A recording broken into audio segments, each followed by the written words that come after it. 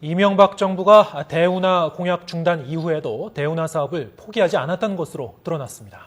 청와대가 대운하 가능성을 고려해 4대강 사업을 추진하라고 지시하면서 사업의 규모가 커졌고 그만큼 각종 부작용도 크게 늘었습니다. 김지성 기자의 보도입니다. 이명박 대통령이 전국 수습책의 일환으로 대운하 사업 중단을 선언한 것은 지난 2008년 6월. 대운하 사업도 국민이 반대한다면 추진하지 않겠습니다. 어떤 정책도 민심과 함께해야 성공할 수 있다는 것을 다시 한번 절실히 느꼈습니다. 곧이어 국토해양부 대운하 사업 준비단이 해체되고 이듬해 4대강 사업 추진을 위한 기획단이 출범합니다. 당시 환경단체는 정부가 여론을 호도해 단계적으로 운하를 건설하려는 것이라고 비난했지만 여당까지 나서 대운하를 추진하지 않겠다는 입장을 분명히 했습니다.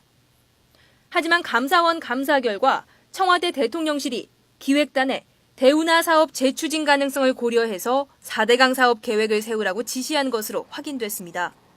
이 전 대통령이 공약을 중단한 이후에도 대통령실이 사실상 대운하 계획의 단계적 추진을 지시한 셈입니다.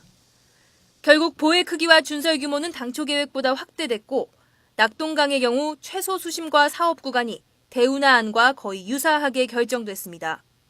추가 홍수의 저하 효과 등과는 별개로 대운하 추진 의혹에 대한 논란이 지속되고 최소 수심 유지의 필요 이상의 관리 비용 소요 및 수질 관리 곤란 등 향후 유지 관리에 어려움이 예상됩니다.